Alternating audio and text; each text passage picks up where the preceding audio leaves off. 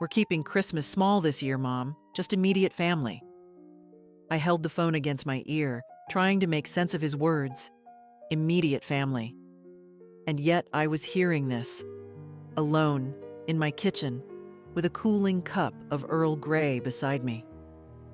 "Oh," I said softly. "Of course, Joel. I understand. Thanks for being so cool about it," he said, relieved. "You know, this year's just been a lot. We need something low-key." I nodded, even though he couldn't see me. "Sure. Take care." He hung up. That was it. The quiet that followed felt unnatural. Not the comfortable kind, but the kind that presses against your chest, that echoes in the places where once there was laughter. I looked at the other mug on the table. George's mug. My husband's. It's been 17 years since he passed, but I still set his place sometimes, especially in December. Especially during moments like this. I've always been a Christmas woman. I was the one who baked the cookies, hung the lights, chose the tree. I sewed little red stockings for each family member and hand-wrote cards even when my fingers ached. It wasn't out of obligation. It was love. Love that I thought mattered. I had already bought the gifts this year, in November, during the early sales. I had found a professional sketch set for Amy, a science kit for Zach, a sleek leather briefcase for Joel, and a handmade aroma lamp for Linda, the kind she once admired in a magazine I saw on her coffee table, each one picked with care. Wrapped with gold ribbons and tucked in boxes, labeled, ready. And now they were staying home, without me. I walked to the living room, the one they helped me paint last year, Joel mostly supervising, Linda mostly scrolling. I'd thought it was a shared project. Now it felt more like charity, in hindsight. The tree stood in the corner, lights off. I hadn't decorated yet. I'd been waiting for the kids to visit, to let Amy place the angel on top like she always did. I sat in my recliner, pulled the wool blanket over my lap and looked out the window. A neighbor was putting up light-up reindeer and a plastic Santa that wobbled in the wind. Children ran across the street with red cheeks and candy canes. Everyone was preparing for something, except me. I thought I might cry, but no, there were no tears. Not tonight. Just that odd, pressing silence again, and a flicker of something I hadn't felt in years. Not sadness, not quite anger, something colder, and much, much clearer. The next morning, I woke up early, as always. Old habits are hard to break, and I've had a lifetime of early risings. For school lunches, Sunday roasts, surprise visits, and Christmas mornings that began before sunrise. But this morning, I stayed in bed longer than usual. There was no urgency, no noise in the hallway, no little feet running in slippers, no reason to get up and preheat the oven. Still, my hands moved on their own, brushing the blanket aside, finding the slippers, walking the familiar path to the kitchen. As if Christmas were still coming, just a little late. I made tea and sat at the window. My front yard looked just like always. A crooked snowman built by neighborhood kids, icicles forming over the gutters, footprints scattered like confetti. But inside me, something felt unfamiliar. I'd hosted Christmas every year since 1973. Through sickness, tight budgets, snowstorms, and one year when the turkey caught fire. Didn't matter. Everyone still came. Even if they were late, even if they forgot to bring dessert, even if they didn't help clean up, they came. And now I wasn't even asked. I thought about how it used to be.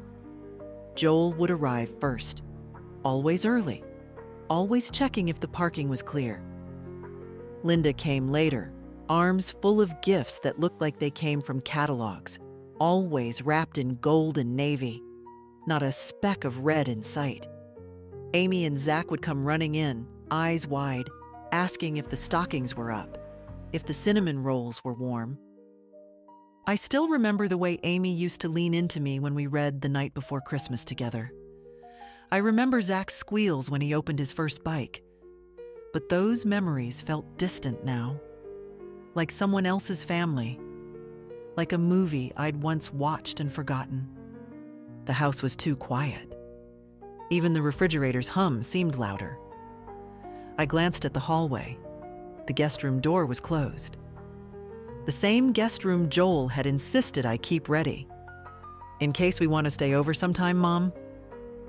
They never stayed. They barely sat.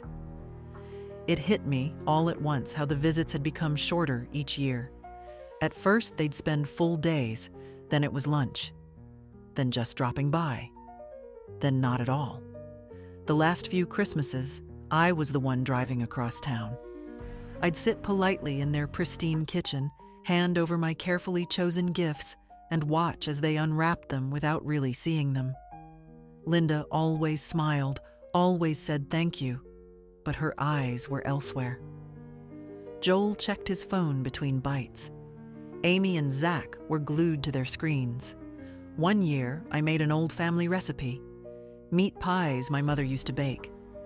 Linda took a single bite and said, "Oh, that's very traditional." She didn't finish it.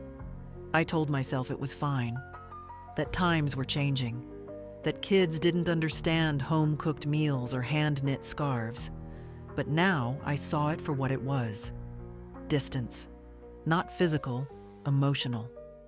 Calculated. I stood up slowly and walked to the sideboard. There, tucked in a drawer, were all the photos from past Christmases. Dozens of them. Joel in a paper crown, Amy opening gifts in her pajamas, George carving turkey with his crooked smile. I flipped through them, one by one. Then I noticed something. In every photo, I was standing in the background, holding the tray, carrying the plates, cleaning in the corner, smiling, always smiling, but never seated. Never really seen. I closed the album and slid it back into the drawer. My hands lingered on the wood for a moment before I turned away. Traditions. That's what I thought I'd built. But maybe I was the only one who remembered them. The guest room in Joel and Linda's house was painted a soft gray with white curtains and a framed quote over the bed. "Family is everything." I remember standing in that room the first time Linda showed it to me. She'd flung the door open proudly and said, "And here's your little corner, Evelyn, for sleepovers or long visits. We wanted you to feel welcome." I smiled then, genuinely touched. I even brought over a pair of house slippers and an extra toothbrush the next week. I folded my nightgown into the dresser drawer, just in case. That was 2 years ago. I've never slept there. Never even sat on the bed. I noticed after a while that whenever I visited, the room was always full of something else. Holiday decorations, unopened boxes, Joel's golf clubs. One time, it was their new exercise bike. "Just temporary," Linda had said, brushing it off with a smile. It didn't feel temporary. I stopped bringing my overnight bag. They live in a house I helped them buy. $50,000 toward the down payment, taken from my retirement fund after George passed. Joel had said it was an investment in togetherness. I wanted to believe him. I signed the check without hesitation. I didn't even ask for repayment. They promised I'd always have a place there. And yet, this Christmas, I wasn't invited. I sat at my kitchen table, looking at the Christmas card I'd received from them last week. It had a photo of the 4 of them in matching pajamas in front of a fireplace.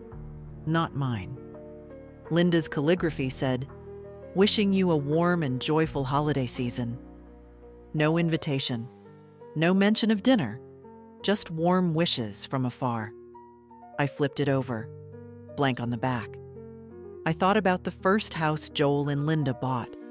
It was smaller, older, closer to my neighborhood. Back then, Linda would ask for my help. Choosing curtains, organizing the pantry, minding the kids. She seemed to appreciate me. But over time, things shifted. Linda's smiles became tighter, her compliments more polite, her requests fewer. I once overheard her on the phone saying, "My mother-in-law means well. She just doesn't really fit in with our circle." That was 2 Christmases ago. She hadn't meant for me to hear it, but I did. I never mentioned it. Now I wish I had. They talk about inclusion, about family values. They buy books on mindfulness and donate to holiday charities. But they can't make room at their own table for the woman who kept their lights on more than once. I'm not naive. I know Linda has always found me quaint, too simple, too baking soda for cleaning and not enough essential oils. I don't belong in their curated version of life. Still, it hurts. I stood, walked down the hall, and opened my own guest room door. It's nothing special. Just a twin bed with a crocheted blanket and a tiny lamp George wired himself. But I've hosted so many people there over the years. Friends, neighbors, even Joel once when he fought with Linda and needed space for the night. It smells like lavender and old wood and something warm I can't quite name. I sat on the edge of the bed and folded my hands. They built a room for me that they never intended me to use. But here, in my own home, every room has memory. Real ones, messy ones, full of noise and food and accidental love. And maybe that's the difference. Maybe they built a house, but I built a home. I told myself I wasn't going to do it this year. No shopping, no wrapping, no digging through flyers for the best deals. Not after that call. But old habits don't die quietly. So there I was, standing in the middle of the department store, coat unbuttoned, scarf unraveling, list in hand. The same store I visited every December for nearly 50 years. The same soft carols playing overhead. The same garlands twisted around every checkout lane. And me, still here, still playing the part. Amy liked sketching, so I found the upgraded marker set she'd mentioned back in July. Dual tips, hundreds of colors, a case that zipped all the way around like a suitcase. Zach had started reading graphic novels, so I picked up the latest in that series with the strange talking cat. I didn't understand it, but I knew he'd light up. I even found a little jar of imported bath salts for Linda. Rose and sandalwood. Expensive, delicate, pointless. For Joel, I hesitated. What do you give a man who doesn't have time to call you? I wandered the men's section, fingers brushing over wool scarves, leather gloves, cufflinks behind glass. I settled on a pair of wireless earbuds, top of the line, something sleek and practical, something modern, something that said, "I'm trying to stay in your world." I carried the items to the register. The young girl behind the counter smiled and said, "Got a big Christmas planned?" I blinked. For a moment, I wasn't sure how to answer. "No," I said, finally. "Just keeping it small." She nodded, not noticing the pause. "Everyone's scaling back this year. Family's enough, right?" I didn't reply. On the way home, the weight of the bags felt heavier than usual. I used to feel proud walking back with my arms full. Proof of love, preparation, care. Now they just felt like burdens. Proof of something I wasn't ready to name. At home, I set the bags on the dining table and sat down beside them. One by one, I unwrapped the items from their glossy store bags. I folded them into tissue paper, tucked them into boxes. I tied each one with ribbon. I even wrote their names on the tags, like I always did. Joel, Linda, Amy, Zach. It felt automatic, familiar, painfully so. I stared at the stack when I finished. 4 boxes. 4 ghosts. Because that's what they were. Not gifts, but echoes. Echoes of a woman still trying to earn a place she already should have had. I looked at the small drawer in the hallway where I kept the old cards. Hand-drawn ones from the kids, messy scrawls that said, "Love you, Grandma, and you make the best cookies." I ran my fingers across them. Then I looked back at the boxes. This year, they wouldn't be carried to someone else's tree. Not this time. I placed the finished boxes neatly on the edge of the credenza, each one a quiet monument to something unspoken. The gold and silver paper glinted in the afternoon light, ribbons still crisp, tags written in my best cursive. There was a time when I couldn't wait to see them opened. Not because I wanted thanks, though I won't lie, those mattered too, but because I loved the moment their eyes lit up, the surprise, the pure joy. That's what Christmas meant to me. But now they sat there, untouched, unclaimed, not forgotten, just unnecessary. I stood staring at them for a long time, then did something I've never done in my 78 years. I picked up one of the boxes, Joel's, and carried it upstairs. In the hallway closet, behind old linens and a broken fan I never got around to throwing out, there was a heavy plastic bin I used to store wrapping paper and ribbons. I pulled it out, lifted the lid, and placed the box carefully inside. Then I went back down for the others. Linda's bath salts, Amy's marker set, Zach's comic book. All of them fit in the bin, snug, like memories packed too tightly. I closed the lid. They weren't getting these gifts, not because I wanted to punish them, not even because I was angry, but because they didn't think I existed outside of obligation.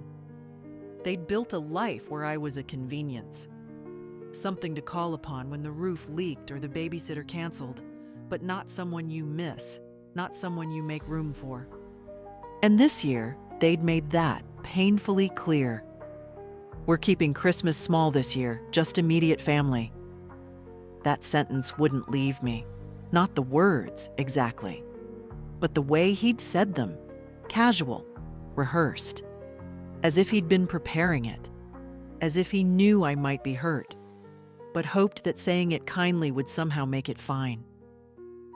I thought about calling him, about saying something, about reminding him of all the years I showed up, the birthdays I never missed, the nights I sat up sewing Halloween costumes because Linda didn't have time, the Saturdays I brought groceries when their bank account ran low. But what would I even say? Hi, I just wanted to let you know I exist. No, I wouldn't call. Instead, I walked to the living room, pulled the old wool throw over my knees, and sat with a cup of tea that had long gone cold. Across the room, the Christmas tree stood undecorated. I'd been saving that for when the kids visited, for Amy's touch with the ornaments, for Zach's habit of hanging everything too low, for Joel's inevitable teasing. "Mom, this tree's as short as you are."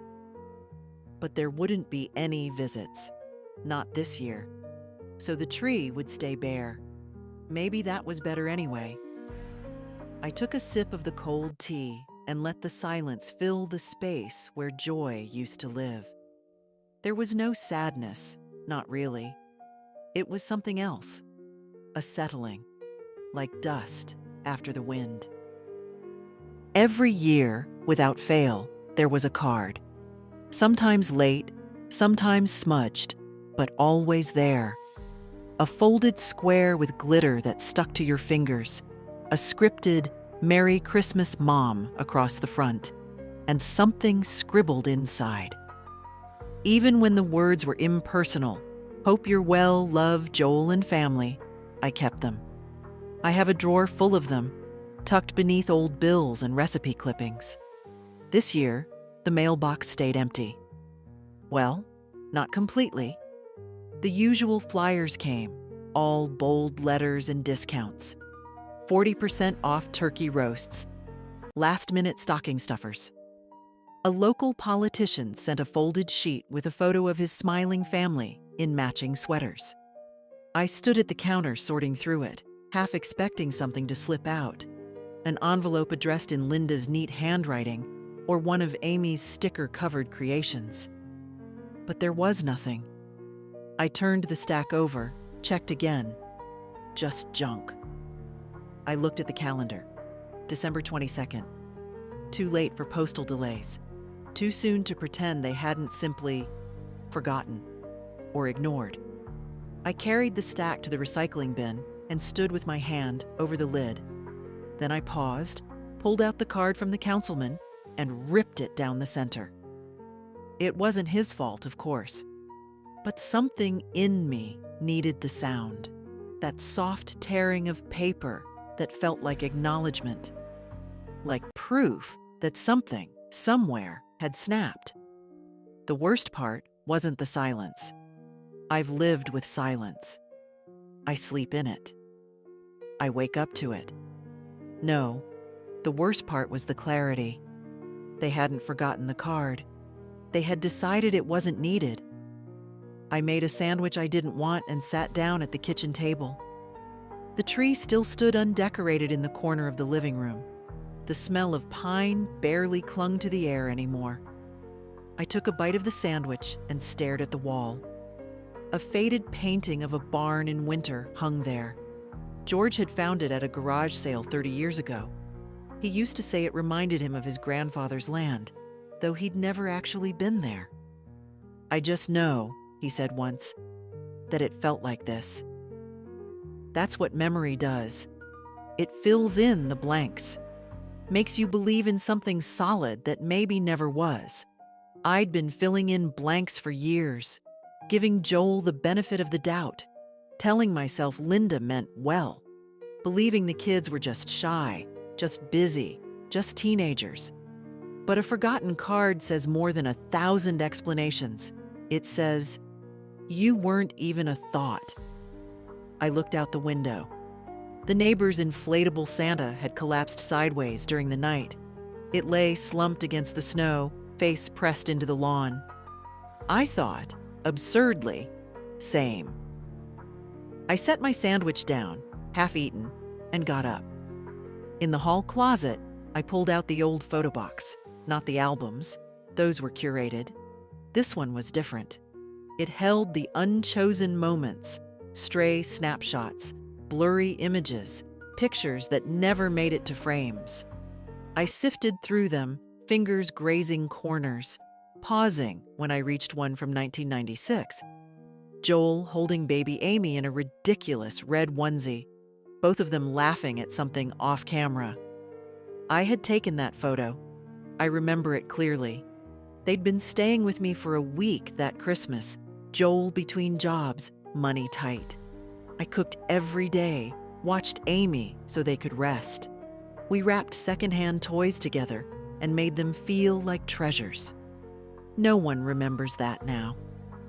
I set the photo aside. Then another.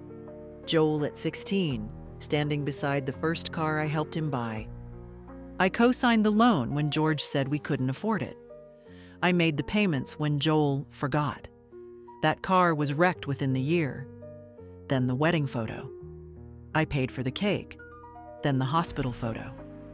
I stayed with Amy for 3 nights when Linda had Zach. Slept on a plastic chair. Brought her warm socks. I sat there for a long time, holding those pieces. I didn't need a card to remind me who I had been. But maybe they did. The house always smelled like cinnamon by the 23rd. It was tradition. Sugar cookies, snickerdoodles, peanut butter with the Hershey's Kiss pressed right in the middle. Amy used to help roll the dough when she was little, her fingers too small to hold the cutter straight. Zach would sneak raw batter when he thought I wasn't looking. Joel pretended to scold them, but always stole the most once they were baked. Even last year, though they only stayed for coffee, I had the tins ready, labeled, packed. One for each of them. Linda always said, "Oh, Evelyn, you shouldn't have," but she took them all the same. This year, I told myself I wouldn't bother, but my hands reached for the mixing bowls anyway. I worked in silence, sleeves rolled up, radio off. My hands knew the rhythm, even if my heart didn't. Butter creamed with sugar, eggs cracked neatly into the bowl. The sound of the mixer was comforting, mechanical, predictable, unlike people. The first batch went into the oven. I didn't hum. I didn't smile. I just watched the timer tick down, like it owed me something. When the scent started to rise, I paused. It smelled like memory, not joy. When the cookies cooled, I lined them up on the counter. Rows and rows of sweetness. A parade of effort, waiting for mouths that wouldn't arrive. I didn't have the heart to frost them. Instead, I opened the tin I would have filled for Amy and started to drop them inside, one by one. The sound of cookie against metal echoed too loud in the quiet room. No laughter, no footsteps, just me and the ghost of a tradition. I went to the closet and pulled out the holiday tins I'd used for years. Each one had a little name written on masking tape across the bottom. Joel, no raisins. Linda, shortbread only. Zach, extra sprinkles. I read each label like a tombstone.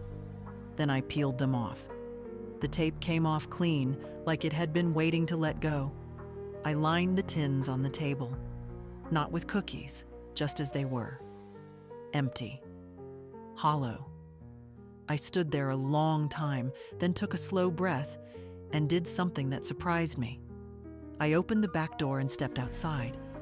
The air hit sharp and bright. Snow coated the porch railing in delicate piles. I crossed the yard and walked 2 houses over, to the little blue house where Annie lived. Annie was 6.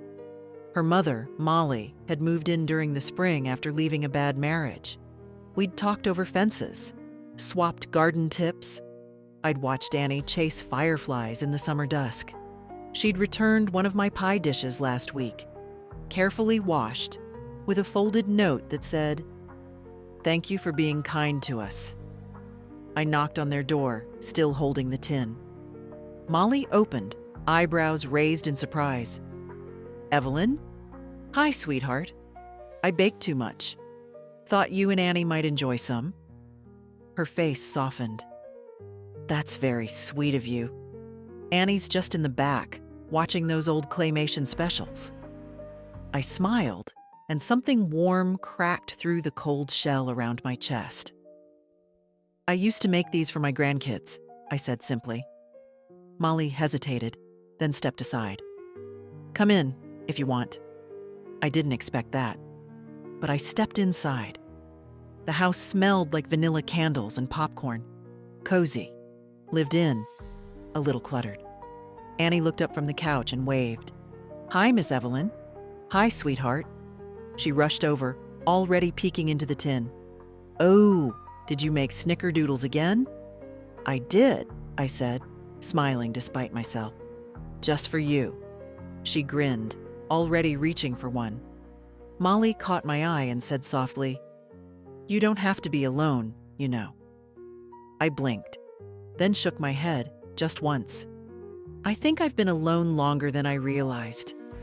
She didn't argue, she just nodded, like someone who understood more than she let on. I stayed for 10 minutes, maybe 15. Long enough to see Annie's eyes light up. Long enough to feel useful again. Real. Then I walked home, empty tin in hand. And for the first time all week, I didn't feel invisible. I turned on the tree lights that night for no one. No audience. No children to clap when the room glowed. No Joel making a joke about energy bills. No Linda adjusting ornaments so they'd look more balanced. Just me, standing barefoot on the living room rug, watching colored lights blink in slow, steady rhythm. The tree was smaller than the ones we used to have. Easier to carry, easier to set up. I'd dragged it in myself the week after Thanksgiving. Still full of hope then. still believing they'd come. I hadn't decorated it. I had saved that for Amy and Zach, like always. Zach liked the garish ones, candy canes and felt Santas with googly eyes. Amy preferred the delicate glass balls I let her hang higher, where her brother couldn't reach. But now it was Christmas Eve, and the branches were still bare. The only thing on the tree was light. And I think that's what made it beautiful. It didn't pretend to be full. I sat on the sofa across from it and stared, the glow softening the sharp edges of the room.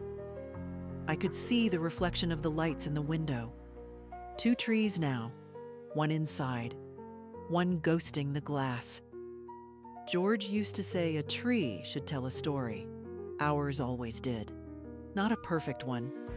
We didn't color coordinate or buy new ornaments every year.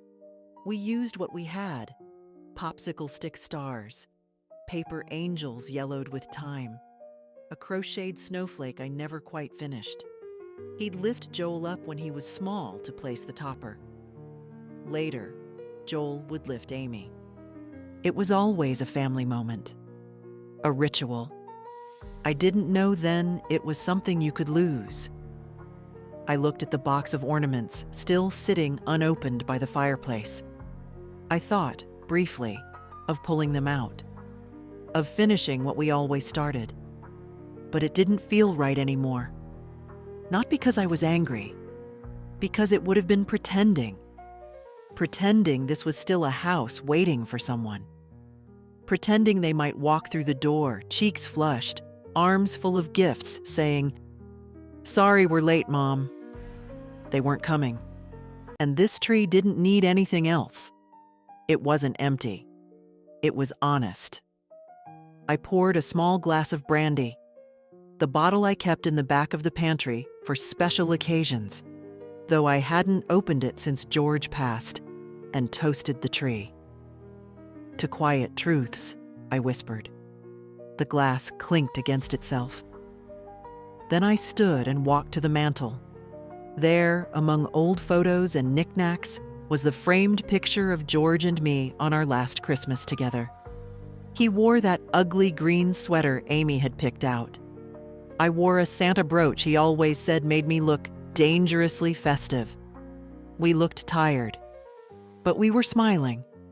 I touched the frame gently. "If you were here," I said quietly, "I wouldn't have to explain why this hurts." He always saw things before I did. He was the first to notice Joel pulling away, to hear the silence beneath Linda's politeness, to catch the flickers of disinterest in Amy's eyes. "Don't chase them," he once told me. "Let them come to you." But I did chase. I kept calling, giving, forgiving. I thought that's what mothers do.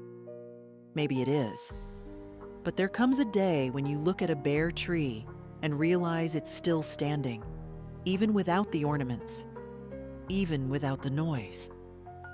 I turned off the overhead lights and sat down again. The tree glowed quietly, and for the first time this season, so did I. It was almost dusk on Christmas Eve when I heard the knock.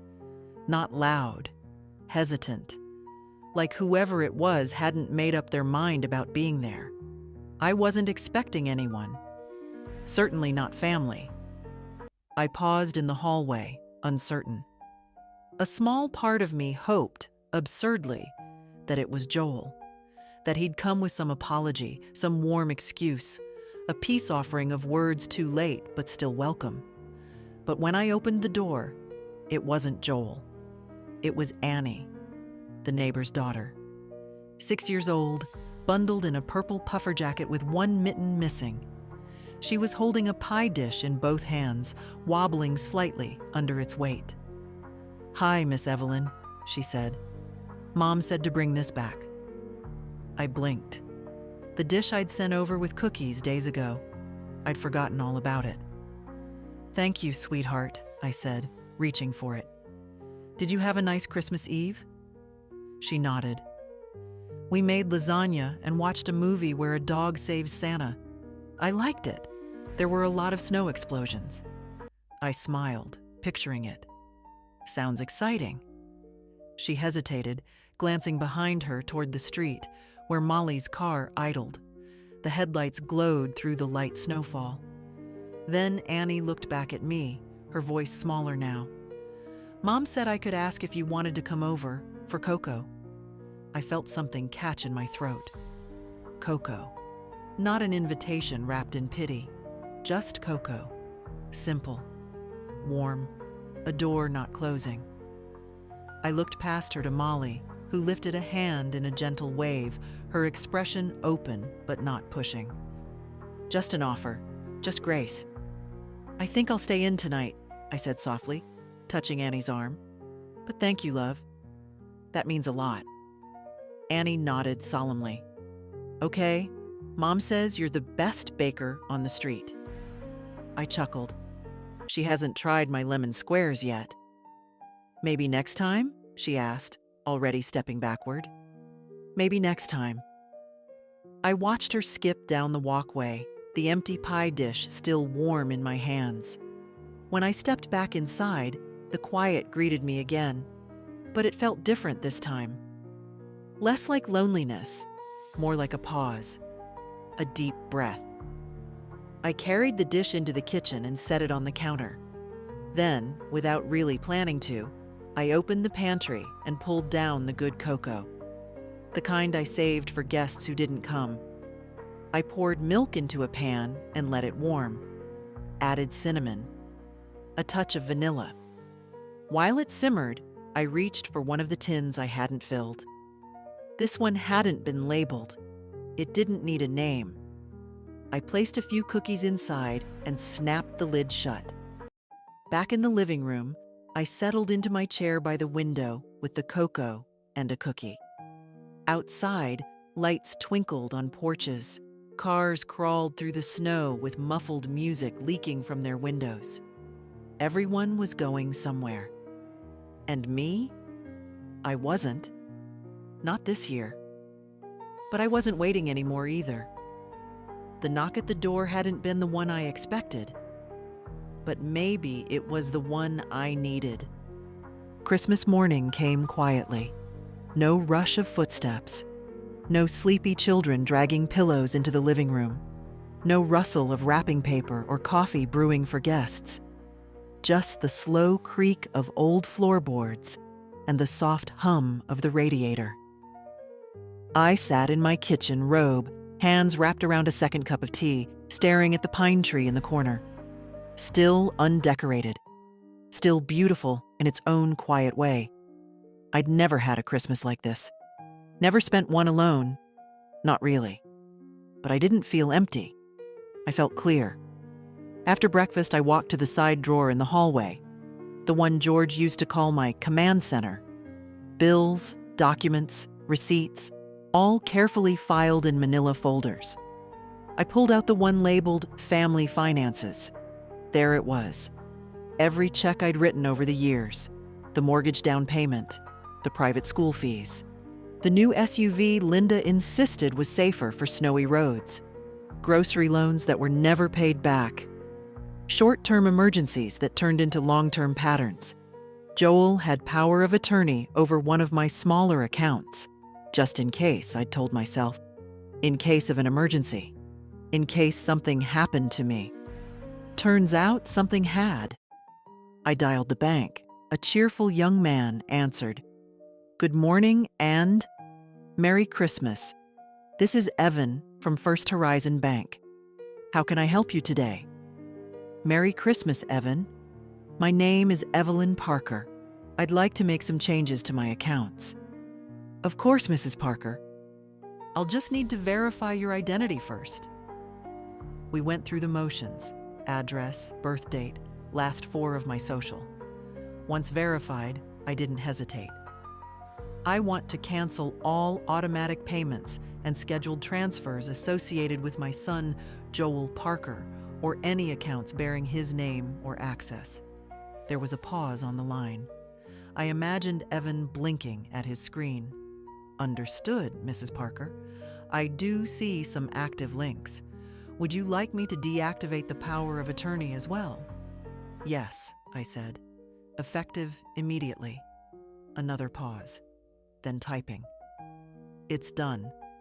You'll need to come in after the holiday to sign the final revocation paperwork, but the access has been temporarily suspended. Thank you. Is there anything else I can assist you with? I looked at the untouched gifts stacked neatly in the bin by the coat closet. Yes, I said. I'd like to open a new trust account under the name of Annabelle Reeves. She's 6, lives 2 houses down. Another pause. A child? Evan asked, cautious. A friend, I said. Someone who remembers to knock. He didn't ask more, just typed. When I hung up, my hands trembled slightly, not from fear, from relief. I wasn't angry anymore. I was done. Done explaining myself. Done reaching into my pockets like love depended on it. Done offering parts of myself that no one wanted, only used. That afternoon, I wrapped one of the cookie tins in brown paper, tied it with twine, and wrote on the top, "For Annie. Merry Christmas from your neighbor." I walked it over quietly, left it on their porch, and stepped away before the door could open. Back home, I stood at the window and watched the street. Joel wasn't coming. No one from that house was. And for the first time, I didn't hope otherwise. Because no isn't just the absence of a yes. It's a decision. It's a boundary. It's the beginning of something new. The gifts stayed in the bin by the coat closet, untouched. I didn't plan to move them again. I liked them where they were, neatly stacked and sealed, not as offerings, but as reminders of who I'd been, of what I'd stopped being. I opened my notebook, the plain one I kept for grocery lists and reminders, and tore out a blank page. Then, slowly, I began to write. Not a letter, not even a list, just names. Names of people who had shown up, not out of obligation, but out of kindness. Molly, Annie, my old friend Cora from church, who still called every month without fail. My late neighbor Stanley's daughter, who always asked if I needed help shoveling after snow. These were the ones I'd overlooked, lost in my focus on a family that only saw me when it was convenient. I closed the notebook, folded the paper once, and placed it in the cookie tin that was meant for Joel. I'd use that list as my new address book. It was time to reassign my heart. Later that evening, I pulled out my best sweater, navy wool, hand-knit years ago. George always said it brought out my eyes. I wore it now, not for anyone else, but because it felt like armor. Then I lit a candle in the window, not for them to find their way home, but to remind myself I was still here, still warm, still standing. I spent the rest of the night writing cards, not the kind you buy in bulk with scripted messages, but blank ones, simple cream with thick envelopes. I wrote 3. 1 to Annie. Thank you for being brave enough to knock. You reminded me that kindness has no age. 1 to Molly. Your warmth reached further than you know. You made space for someone most people overlook. 1 to myself. That one took the longest. Evelyn. You forgot for a while who you were, but you remembered just in time. You are not less because they don't see you. You are not invisible because they look away. You are whole and strong and worthy of more than quiet dismissal. Keep going. I sealed it, placed it on my bedside table, and went to sleep with something I hadn't felt in a long time. Resolve. I woke up on December 26th to a quiet morning and a blue sky. The snow had crusted overnight, thin ice sparkling across every surface. It looked like the kind of morning that begged for purpose, not routine, not waiting, something real. I didn't reach for my phone. I didn't check for messages. Instead, I reached for the list I'd made, the names, The people who'd shown up in small, quiet ways, who'd seen me not as a task or a seasonal duty, but as a person. It was time to return the kindness. I filled 3 tins with the remaining cookies, popped ribbons on top. No names this time, just small notes that read, "Thank you for being good." Then I did something even bolder. I took the rest of the wrapped gifts, the ones with Joel's name, with Linda's, with Amy's and Zach's, and I peeled off each tag. Slowly, deliberately. They came off easily, like they'd never belonged. I rewrapped only one, the sketch set for Amy, because that could still bring joy to someone else. That afternoon, I drove across town to the shelter I sometimes donated to. I'd never been inside, only dropped off items in bins, left checks, stayed in the background. But today, I parked and walked in. The warmth of the place hit me instantly. Smells of soup, of laundry detergent, of too many coats and not enough space. It felt human. The woman at the desk looked up. "Can I help you?" I nodded. "I brought some things. Gifts, if that's all right." She stood. "It's more than all right. Come in." I followed her into a narrow room where children played with worn toys, and a man strummed a guitar softly in the corner. People looked up. Some smiled. Some didn't. I placed the gifts on a side table. One girl, maybe 9 or 10, hovered near, eyes wide. I handed her the tin with the smiley face sticker. She clutched it like it might disappear. "Thank you," she said. Quiet, but clear. And that was enough. I didn't stay long, just enough to look around and understand something I should have known years ago. Family doesn't always live in your house. Sometimes it lives in the way someone holds a cookie like treasure, in a stranger's open door, in the knock of a child carrying back a pie dish. I drove home lighter. Not because I'd given away so much, but because I'd finally stopped giving to people who didn't care that I did. That night, I stood by my window, watching the wind lift snow off the trees like glitter. My tree still glowed quietly, bare as ever. But it didn't feel lacking. It felt honest. The phone stayed silent. But the silence no longer felt like punishment. It felt like peace. Joel was the first to notice. It happened on the morning of the 27th, when he logged into the family account to check the automatic payments. He always waited until after the holidays. Smarter to let the gifts go through, the utilities post, the mortgage debit quietly roll out. Except this time, nothing had rolled. No transfers, no deposits, no scheduled payments, just silence. At first he thought it was a glitch, maybe a delay from the holidays, maybe a technical issue. But then he tried to access the secondary account, the one I had linked to help him manage cash flow during tight months, and found the access denied. His name had been removed. The authority revoked. He called the bank, his voice clipped, impatient. The clerk confirmed it. The account holder had made official changes. Access restrictions were now in place. A revocation form was pending signature. "Who?" Joel asked, though he already knew. "Mrs. Evelyn Parker," the voice on the other end said. His mouth went dry. At first, it didn't feel real. He sat in the home office, blinking at the screen, half expecting it to refresh with different information. Then he picked up his phone and called me. I didn't answer, so he texted. "Joel, hey Mom, I think there's been some sort of banking error. Can you call me when you get a chance?" An hour passed, then another. No reply. He started pacing the kitchen. Linda stood by the sink, pouring herself coffee, watching him without saying anything. Finally, he snapped. "Did you notice anything weird on Christmas?" Linda raised an eyebrow. Besides the fact that she didn't send the usual gifts?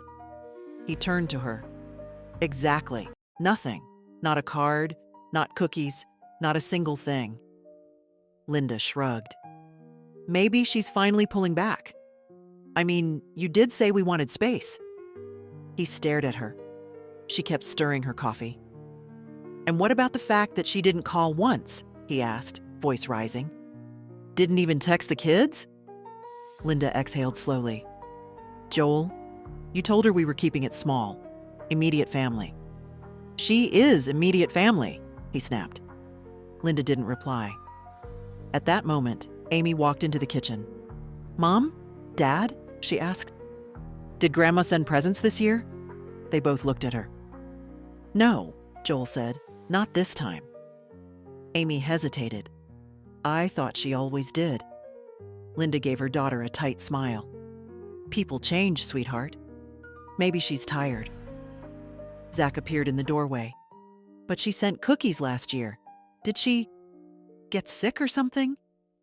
Joel opened his mouth to answer, but nothing came. Because the truth was, he didn't know. He hadn't called on Christmas, hadn't even checked in. And now, for the first time, something dawned on him.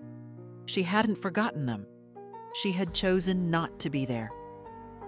He left the room, phone in hand, and dialed again. Still no answer. He opened the front closet, expecting to find the stack of gifts she usually delivered. Left by the door if she thought they were out. But there was nothing. He went out to the porch, checked the mailbox, peeked behind the potted plant where she sometimes left a tin of cookies with a little note tucked inside. Nothing. No note. No cookies. No Evelyn. Later that day, he called the bank again, asked if anything else had been changed. The clerk was polite but firm. His access was gone, and a new trust account had been opened, under someone else's name, a child's. Not Amy, not Zach.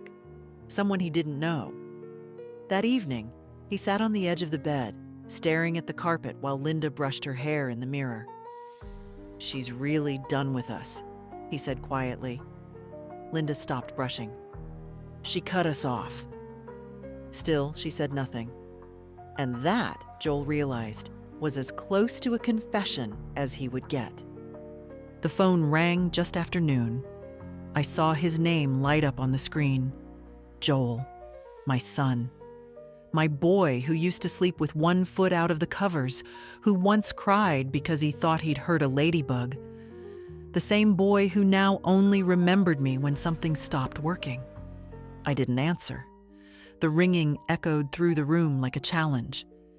I sat in my chair by the window, hands wrapped around a warm cup of tea, watching flakes of snow drift across the road. It rang again and again, then stopped. Then came the text. Joel, Mom, please call me. I think there's been some confusion. I just want to talk. I set the phone face down on the table. It buzzed twice more before falling silent. He didn't want to talk. He wanted to undo. Undo the silence. Undo the stillness.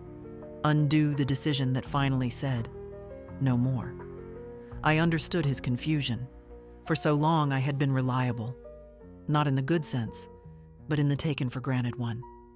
A pantry always stocked. A checkbook always open. A calendar always clear. But now I'd changed the terms. And people don't like it when furniture starts speaking. He called again in the evening. This time, he left a voicemail. His voice was tight, measured, too polite. The tone people use when they're trying not to sound guilty. Hi, Mom. Just wanted to hear your voice. The kids were wondering why they didn't hear from you on Christmas.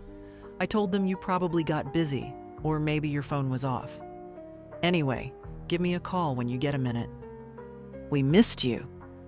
He hung up without saying, love you. I didn't miss that part.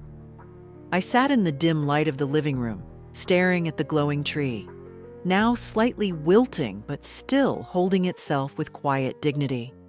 The unopened gifts were still packed in the bin. I could have called him back, told him everything, that I felt erased. that his just immediate family cut like glass, that I baked cookies with my hands shaking, wondering who I was to them anymore. But I didn't owe him that. He knew. He knew the way people do when they've made a habit of ignoring pain signals. Linda hadn't called at all. Amy hadn't texted. Zach, bless him, had drawn me a picture last year. A little crayon snowman with grandma written in crooked letters. I'd saved it. But children grow the way trees do. They bend toward the light they're given. And I hadn't been their light in a long time. I was their habit. And now that habit was broken. Another voicemail came later that night. This time Joel sounded different, not polished, just tired. "Mom," he said, with a long breath. "Look, I don't know what's going on, but I hope you're okay. I know I messed up. I should have done more. Called more. I just figured..." He paused. "I just thought you'd always be there." The message ended there. Abrupt. Like he didn't know how to finish the sentence. Maybe he didn't. I held the phone for a while, thumb hovering over the screen, and then I turned it off. Set it aside. Let the silence return. It didn't feel like punishment. It felt like protection. For the first time in years, I wasn't waiting to be noticed. I was noticing myself. New Year's Eve came in quietly. No parties, no toasts, no countdowns. Just the ticking of the kitchen clock and the soft exhale of wind pressing against the window panes. The kind of night that asked for nothing but honesty. I sat at my table with a single lit candle, a small slice of leftover cake, and my cup of tea. No champagne, no resolutions, just stillness and presence. Outside, the world rushed toward midnight. Noise, fireworks, glass clinking against glass. Inside, time moved slower. And for once, I wasn't trying to catch up. I wasn't bracing for another season of being forgotten. I was exactly where I chose to be. I thought about what I used to give every year. Boxes filled with sugar, sweaters, books, toys, time, effort, money, energy, hope. I wrapped it all up in ribbons and sent it out like a message in a bottle. Please remember me. Please make room. And this year, I gave it all to myself instead. I gave myself permission to stop chasing people who let go of my hand first, to stop explaining my value, to stop mistaking tolerance for love. I gave myself space. I gave myself silence. I gave myself peace. And then I gave away what remained to those who showed up without being asked, who opened their doors without performance, who accepted a tin of cookies as more than a favor. Annie drew me a picture yesterday. It's on my fridge now. A crooked house with yellow windows and Miss Evelyn written in rainbow crayon across the top. Underneath it, she wrote, "You make things feel nice." I stared at those words for a long time. Not "you bake well," not "thank you for gifts," not "you help us." You make things feel nice. Isn't that what love is supposed to be? Joel never called again after the 27th. Not on New Year's, not after. And I didn't call him. Maybe he will one day. Maybe he won't. But I'm not sitting in that silence anymore, wondering what I did wrong. I didn't do anything wrong. I gave, and gave, and gave. Until I realized I didn't have to keep proving I was worth being chosen. Because I was never the one who left. I was the one carrying the gifts up the stairs, unopened. Now, they stay where they belong, packed away, quiet, no longer begging to be loved. And me? I walk lighter. I smile more. I rest in the dignity I reclaimed. This isn't a story about revenge. It's a story about return, not of people, of self. And if you've ever sat beside an untouched dinner, stared at a phone that didn't ring, waited for a knock that never came, you already know this story.